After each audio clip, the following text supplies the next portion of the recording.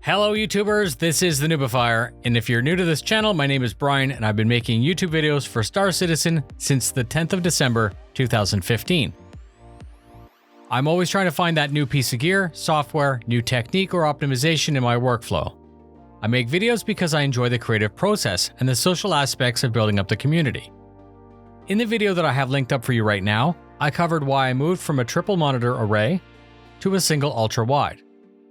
The extra monitors were having a negative effect on my sound projection and it was killing my soundstage within the room. This compromise really bothered me because it went against the main reason I built the studio, and the single large monitor cleared the obstruction. The higher resolution and image quality from a professional grade monitor were also very helpful. I didn't realize it at the time, but I would eventually miss the extra monitors in my workflow. I caught myself relying on Alt-Tab and shuffling windows around on the single screen. So obviously, the only logical way forward would be to get a second 32x9 5120x1440. My plan isn't to ever use them as one single large gaming panel. The 2080 Ti Black already has a difficult time holding over 70 frames per second on one, plus there's a big black bar in the middle. With my plan in hand, I started to research for an off-the-shelf mounting solution, and that simply didn't exist at the scale that I needed, and this is the real story of this video. I found all sorts of doubles, triples, and quad options all the way up to 27 inches. Nothing for this size or this weight. The Monstertech sim rig is normally configured for VR, but as some games like Star Citizen don't support VR, I have a monitor on standby ready to attach. The sim rig was the inspiration because I needed a strong and stable solution. A conventional tabletop stacked was the first idea, and Olsen said that he had done similar custom work for some other customers. The sheer weight and size of the stack, when combined with the joystick movement, meant that it would wobble constantly for sure. I'd thought about somehow mounting it to the wall, but with the sound trap there, that would be totally messy, so the final idea came to mind. Why not mount it from the ceiling and let the gear hang down? I contacted my good friend Kyle, who was the original contractor for the studio.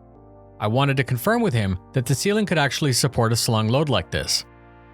He suggested that I put 2 or 3 studs together and then get a bit medieval with the screws. The actual plan was quite simple.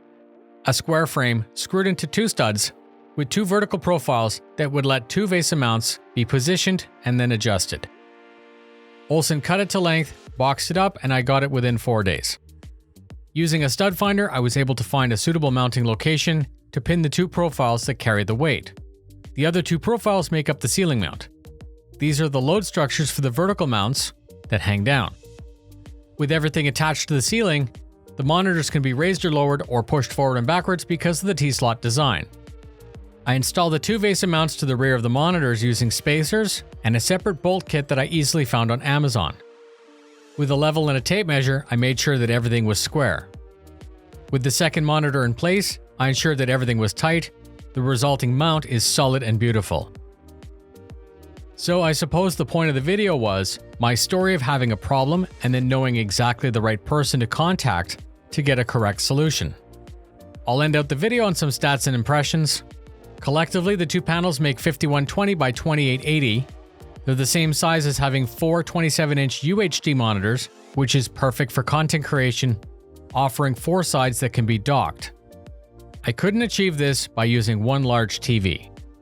14.7 million pixels with a solid off-axis view with minimal color shift. I'm going to end on my thoughts. I don't actually recommend this to anyone unless you have a very specific need that you need to address. There are cheaper and better ways to get a very large screen. However, my dreams were actually realized because this performs exactly as I expected. It's a perfect control center to research, view, communicate, edit, and create content. Gaming on a 32x9 is awesome. My rate of production is better, resulting in less fatigue, and I can work longer.